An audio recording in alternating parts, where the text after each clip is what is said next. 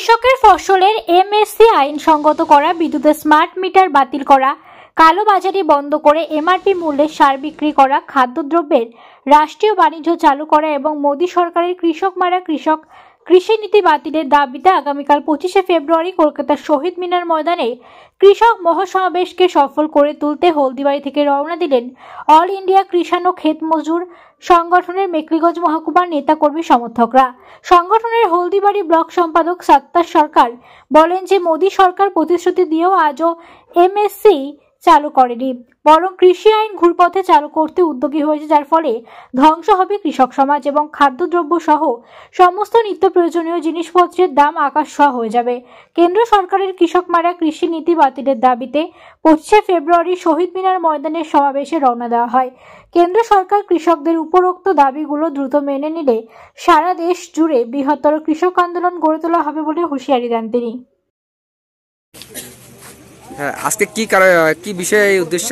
আমাদের প্রিয় দল এসইউসি যে কৃষক সংগঠন সারা ভারত কৃষাণ ও ক্ষেত মজুর সংগঠনের পক্ষ থেকে সারা ভারতবর্ষব্যাপী স্টেট হেডকোয়ার্টার্সে কৃষক সমাবেশ হচ্ছে। তারই পরিপ্রেক্ষিতে আমরা আমাদের সংগঠনের পক্ষ থেকে পশ্চিমবঙ্গ রাজ্য কমিটির তরফে আগামীকাল 25শে ফেব্রুয়ারি কলকাতার শহীদ মিনার ময়দানে কৃষকের জমায়েত হবে।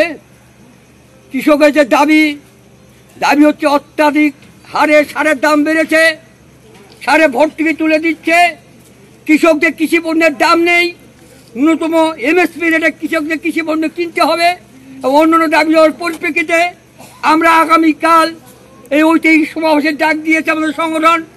এই সংগঠনের পক্ষ থেকে আমরা হলদিবাড়ি থেকে আগামীকালের জন্য আমরা এই যাত্রা শুরু করেছি এবং আগামী দিনে যাতে কৃষকদের এই দাবি দাওয়া নিয়ে দীর্ঘস্থায়ী বৃহত্তর কৃষক আন্দোলন গড়ে তোলা যায়, সেই লক্ষ্যকে সামনে রেখেই আমরা আজকে আগামীকালের সমাবেশ সফল করার তাগিদে যাচ্ছি। আপনার পরিচয়? আব্দুল সত্তার সরকার, ব্লক সম্পাদক, আইকিকেএমএস হলদিবাড়ি ব্লক।